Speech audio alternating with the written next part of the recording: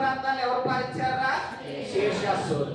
ఈ శీర్షాసూరు చాలా శక్తివంతుడు నాన్న.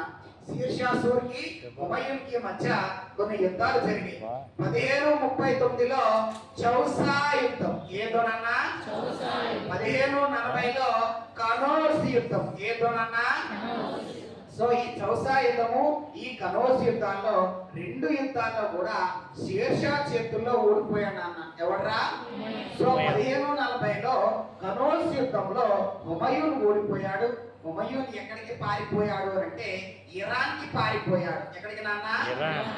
ఇరాన్ యొక్క చక్రవర్తి ఎవరు అంటే షఫావిద్ షా. ఎవరన్నా? సో ఆ షఫావిద్ షా దగ్గరికి పారిపోయి అక్కడ తలదాచుకున్నాడు.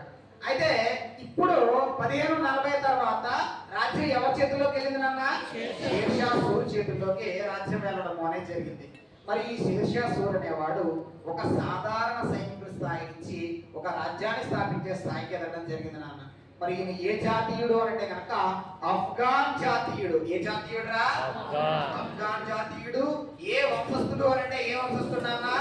సూరు వంశానికి చెందినవాడు. ఆఫ్ఘాన్ జాతీయుడు ఎవరు అంటే నాన్న శేర్షాసూరు అనేవాడు. మరి శేర్షాసూరు భారతదేశంలో కొన్ని విధానాన్ని ప్రవేశపెట్టాడు నాన్న.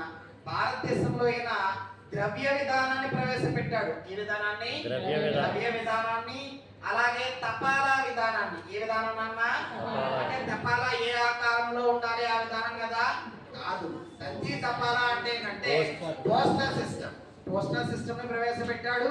అలాగే భూమి శిస్తు విధానాన్ని. ఏ శిస్తు విధానాన్ని అన్న?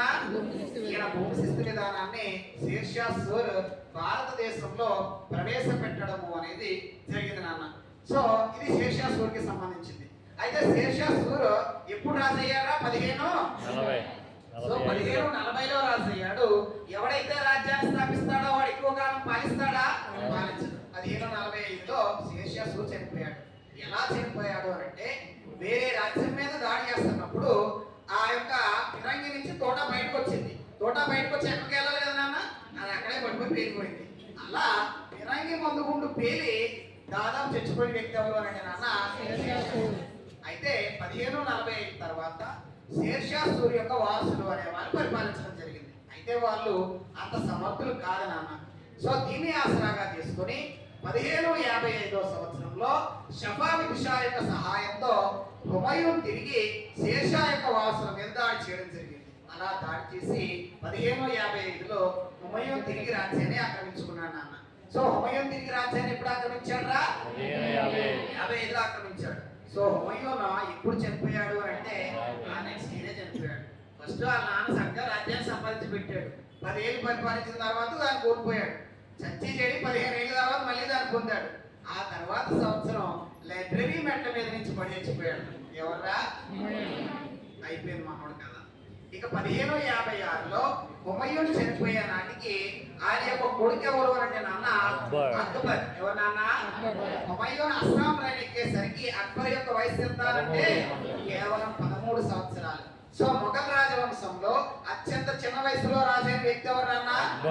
మామ ఎవరు అంటే నాన్న బాబర్. బాబర్ మంగోలియాలో తన తండ్రి ఇచ్చిన రాజ్యంలో ఎన్ని సంవత్సరాలు రాజయ్యారా? 11 సంవత్సరాలకే తాను చక్రవర్తి కావడము అనేది జరిగింది నాన్న. సో అక్బర్ ఎన్ని సంవత్సరాలకు రాజయ్యారా? అయితే తన తండ్రి హుమయూన్ చనిపోయే నాటికి అక్బర్ ఎక్కడున్నాడు అంటే పంజాబ్ లో ఉన్నాడు. ఎక్కడున్నాడా? మరి అక్బర్ యొక్క సంరక్షకుడు ఎవరు అంటే బైరామ్ ఖాన్. ఎవరన్నా? అక్బర్ యొక్క సంరక్షకుడు ఎవరన్నా? బైరామ్ ఖాన్ సంరక్షణలో ఉన్నాడు. అయితే అక్బర్ ఇక్కడ ఆగ్రాలో ఢిల్లీకి దగ్గరలో ఉన్నాడా? ఢిల్లీకి దూరంగా ఉన్నాడా? మరి దీన్ని ఆసరాగా తీసుకొని ఆనాటికి బెంగాల్ కి ప్రధానంగా ఉండేటటువంటి వ్యక్తి ఎవరు అంటే హిందూ రాజు హేము. ఎవరన్నా? హేమ